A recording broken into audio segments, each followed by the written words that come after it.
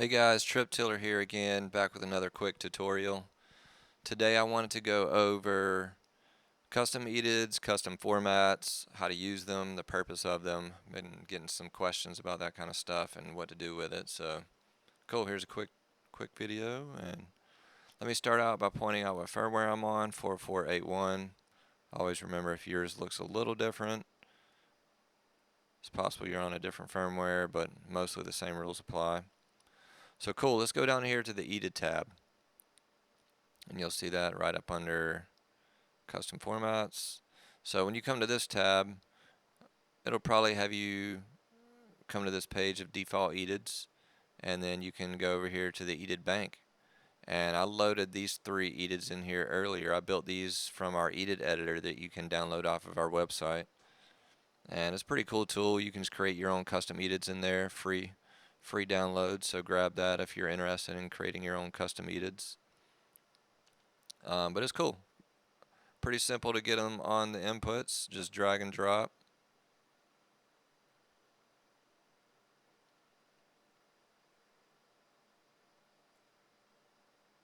Yeah, so let me plug in a few sources and let's see what happens.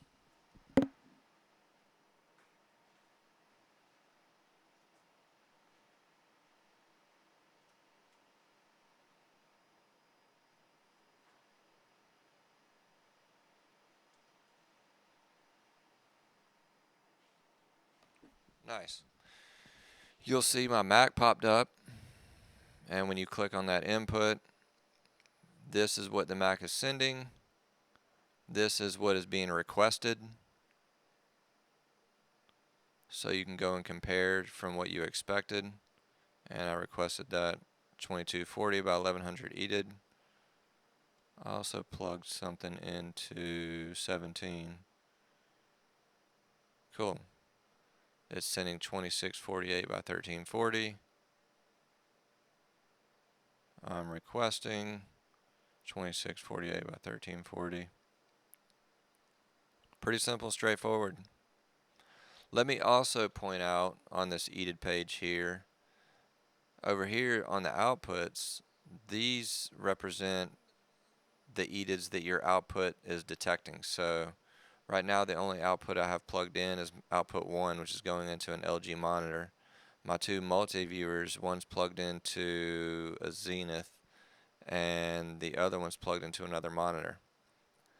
But this is a cool tool to have in case you're having trouble syncing up with whatever it is your output's plugged into. You can take this edid here, put it onto an edid bank, and then I'll show you what you can do with that later. But basically, I can go, let's say, what bank did I put that on? Slot 4. So over here in the custom formats, I'll go to custom formats. I can create a custom format based on that edid that I just dragged to slot 4. I'll call this LG.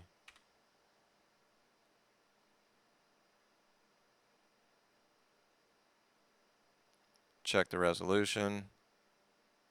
Saving it to slot M1. Let's save it to slot M5. And now you have a custom output to go. Let's say my output wasn't working very well with this here. I can go and load this. Let me make this capacity 2 so I can load that edid or that custom output. So now I can go over here and load that custom output that I just created based off of the edid that output was detecting. So remember, edids are always on the inputs. The output detects it from the input, then the output sends out whatever that input is requesting. That's why over here we can load the edids to the inputs. And also let me point out, anytime you're plugging sources in and you're not getting anything, let's say I was trying to come to number 2 here. First thing I always do when I'm not getting sources in is I'll just go to that input and refresh that edid there. And 9 times out of 10, the source ends up showing up. So that's a cool, quick troubleshooting tip for you. So let's just create a random custom output. So we'll save this to slot 6. I'll just call it whatever. 1246. 40. I don't know. I'm just creating numbers off the top of my head. I labeled it because you want to label it so you'll know what it is when you're going to load it onto something. Then you want to go in and put the parameters in there. Check it, make sure it's within the bandwidth. It's within bandwidth 1 apparently. I wouldn't have thought that.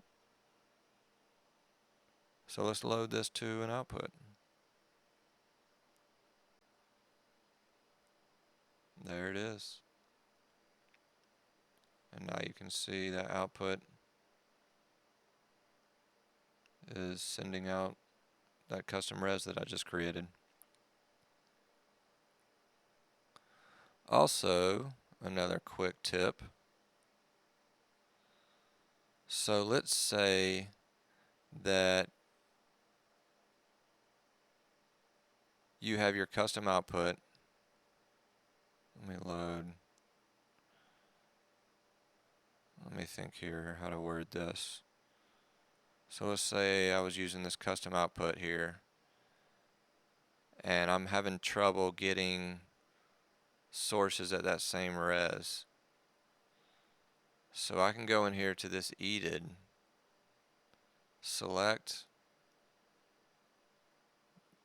that custom output, apply it to the edid, and it'll put those same parameters on this edid.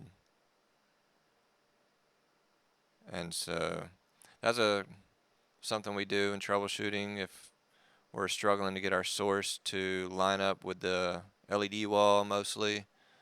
Just a quick little thing we can try. Just see if we lines everything up and gets them to handshake properly. So cool.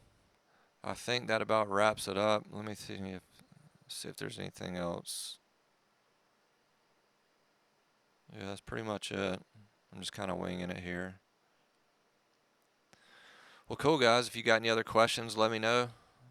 That's pretty much it for custom edids and formats. Thanks.